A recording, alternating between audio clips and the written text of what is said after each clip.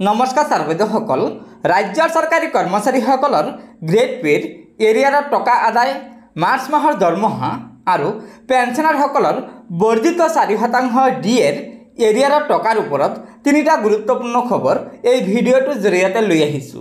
হয় सर्वेदসকল আজিৰ আমাৰ প্ৰথমটো সুখবৰ হৈছে এছএছৰ অধীনস্থ যিসকল শিক্ষক কৰ্মচাৰী আছে তেওঁলোকৰ পূৰ্বৰ যি গ্ৰেড পে বৃদ্ধি পোৱা এৰিয়াৰ টকা বাকি আছিল সেই টকা সমগ্ৰ শিক্ষাই যোৱাকালি মুকলাই দিছে।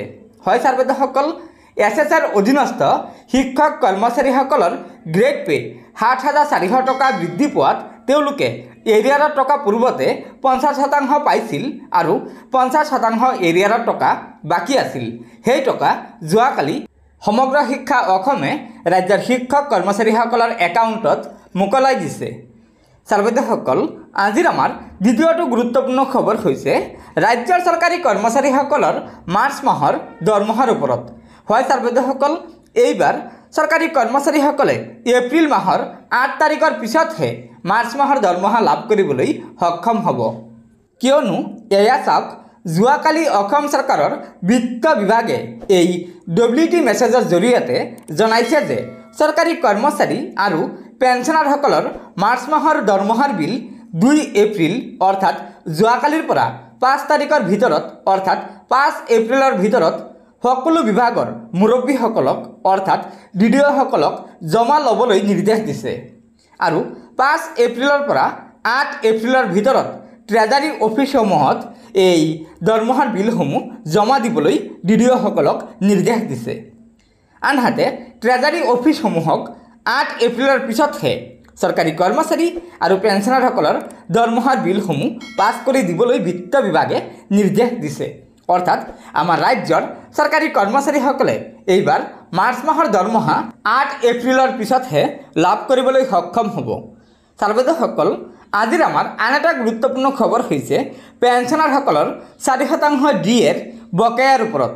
হয় सर्वेदসকল যোৱাকালি 4% ডিএ অৰ্থাৎ মুঠ 50% ডিএ যোগ নোহোৱাকৈ পেঞ্চনাৰসকলে মাৰ্চ মাহৰ পেঞ্চন লাভ কৰিছে, যাক লৈ পেঞ্চনাৰসকল চিন্তিত যে কিয় মাৰ্চ মাহৰ পেঞ্চনৰ লগত 4% ডিএ যোগ হোৱা নাই।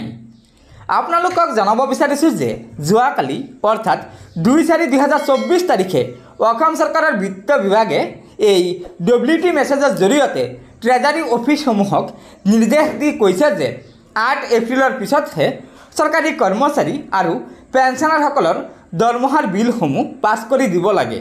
অৰ্থাৎ যদিও আপোনালোকে 4% ডিএ যোগ নোহোৱাকৈ মাৰ্চ মাহৰ দৰমহা অৰ্থাৎ পেঞ্চন লাভ কৰিছে তথাপিতো 8 এপ্ৰিলৰ পিছত আপোনালোকে 4% ডিএৰ বকেয়া টকা এক্সট্ৰাকৈ লাভ কৰিব অৰ্থাৎ বকেয়া হিচাপে পাব। গতিকে सर्वेदসকল এয়া নিশ্চয় ৰাজ্যিক কৰ্মচাৰীসকলৰ গ্ৰেড পেৰ এৰিয়াৰ টকা মাৰ্চ মাহৰ দৰমহা আৰু পেঞ্চনাৰসকলৰ পেঞ্চন আৰু ডিএ বকেয়াৰ ওপৰত তিনিটা অত্যন্ত গুৰুত্বপূৰ্ণ খবৰ। সেয়েহে লগৰ বন্ধুবৰ্গক এই ভিডিঅ'টো শ্বেয়াৰ কৰি আজিৰ এই তিনিটা গুৰুত্বপূৰ্ণ খবৰ আপোনালোকে জনাই দিব আৰু নতুনকৈ অহা सर्वेदসকলে পৰৱৰ্তী সময়ত ৰাজ্যিক কৰ্মচাৰীসকলৰ বিভিন্ন খবৰসমূহ সম্পূৰ্ণ শুদ্ধ তথ্যৰ ওপৰত পোনপ্ৰথমে পাবলৈ অনুগ্ৰহ কৰি আমাৰ এই চেনেলটো ছাবস্ক্ৰাইব কৰি ল'ব। গতিকে আজিৰ ভিডিঅ'টো ইয়াতে সমাপ্ত কৰিলোঁ। ধন্যবাদ। জয় আই অসম।